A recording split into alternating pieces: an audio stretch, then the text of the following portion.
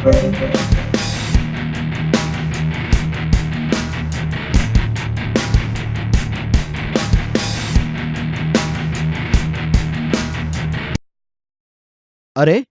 ये तो ओम प्रकाश बैठा है। ओम, तुम यहाँ अकेले और इतने उदास, क्या बात है? यार धर्म, बात ही कुछ ऐसी है। आज ही बरेली से मेरे बड़े भाई का पत्र आया है। लिखा है कि उनका 3 वर्ष का बेटा टिंकू कुछ दिनों से अपने पैरों पर खड़ा नहीं हो पा रहा, सहारा दिए जाने पर भी। हे भगवान, तब तो वो शायद पोलियो का शिकार हो गया है। वो क्या है? ये पोलियो माइलाइटिस नामक वायरस है, जिसे संक्षेप में पोलियो कहते हैं। जरा जरा विस्तार में बताओ भाई। देखो, पोलियो वायरस 3 प्रकार के होते हैं, P1, P2 और P3। इनमें से P1 सबसे अधिक खतरनाक है। ये बीमारी खासकर 5 वर्ष की आयु तक के बच्चों को होती है। उफ, मेरे भाई का बेटा भी तो बेचारा सिर्फ 3 साल का है। ये बीमारी मेरा मतलब वायरस फैलता कैसे है? पोलियो वायरस गंदे भोजन अथवा पानी के जरिए बच्चों के शरीर में प्रवेश करता है। ये जीवाणु बच्चे की आंतों में पलता रहता है।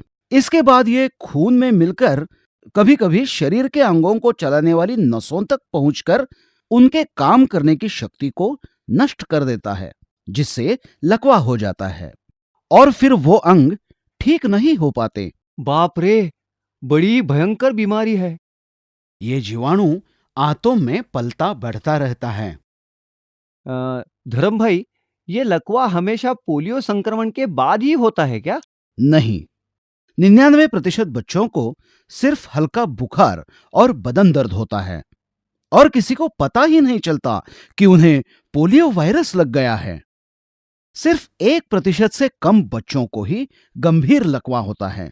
इस वायरस के शिकार सभी बच्चे इन जीवाणुओं को अपने मल से बाहर निकालते हैं, जिससे उस क्षेत्र के ऐसे सभी बच्चों को इसका संक्रमण होता है जिन्होंने इससे बचने की दवा न ली हो।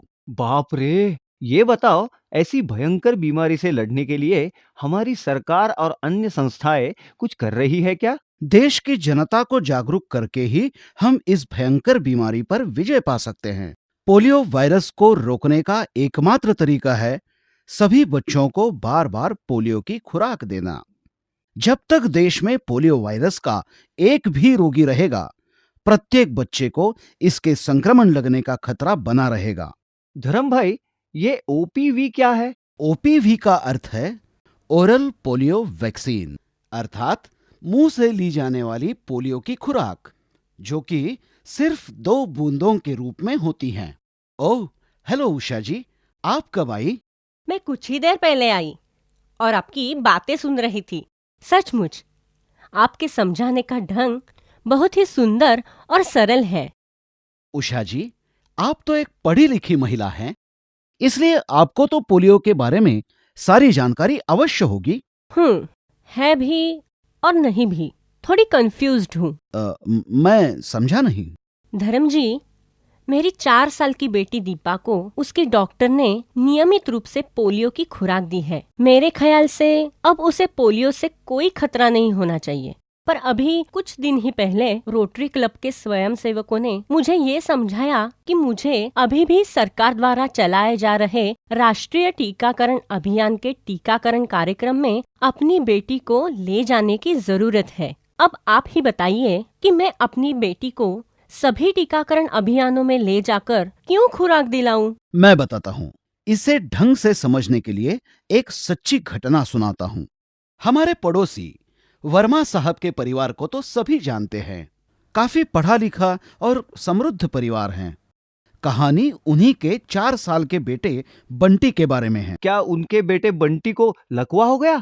ओहो, बात सुनने से पहले ही घोड़ा दबा देते हो। सॉरी, तुम सुनाओ। आपकी बेटी दीपा की तरह उसे भी उसके डॉक्टर ने नियमित रूप से पोलियो की खुराक दी थी, परंतु पल्स पोलियो के दिन उसकी मां ने उसे बूथ ले जाकर पोलियो की खुराक दिलवाने की कोई आवश्यकता नहीं समझी। इसी बीच एक दिन उस क्षेत्र में खतरनाक पोलियो वायरस मौजूद था। और वो एक ऐसे शरीर की खोज में था जो उस दिन रोग से लड़ने को तैयार नहीं था। वायरस बंटी के शरीर में प्रवेश करके उसकी आंत में बैठ जाता है। वायरस का बंटी पर कोई असर नहीं होता, क्योंकि बंटी को उसके डॉक्टर ने नियमित रूप से पोलियो की खुराकें दी थी, परंतु वह उसके शरीर में 3-4 सप्ताह तक बढ़ता रहता है और उसके मल के साथ बाहर निकलता रहता है। बंटी की आया शांति बंटी को रोज नहलाती धुलाती थी। एक दिन बंटी को नहला धुलाकर शांति ने बिना अपने हाथों को अच्छी तरह से साफ किए अपनी छोटी बेटी को खाना खिला दिया, जो कि सिर्फ 3 साल की थी। उस बेचारी को संक्रमण हो गया और उस 3 वर्ष की बेचारी बच्ची का दाया पैर लकवाग्रस्त हो गया। कारण यह था कि अनपढ़ गंवार शांति ने अपनी बेटी को ना तो नियमित रूप से टीके लगवाए थे और न ही व्यापक टीकाकरण अभियानों में ले गई थी। इसलिए हम सभी का कर्तव्य है कि 5 वर्ष से कम आयु के सभी बच्चों को सामूहिक टीकाकरण में ले जाए और भारत से पोलियो को हमेशा हमेशा के लिए मिटा दे।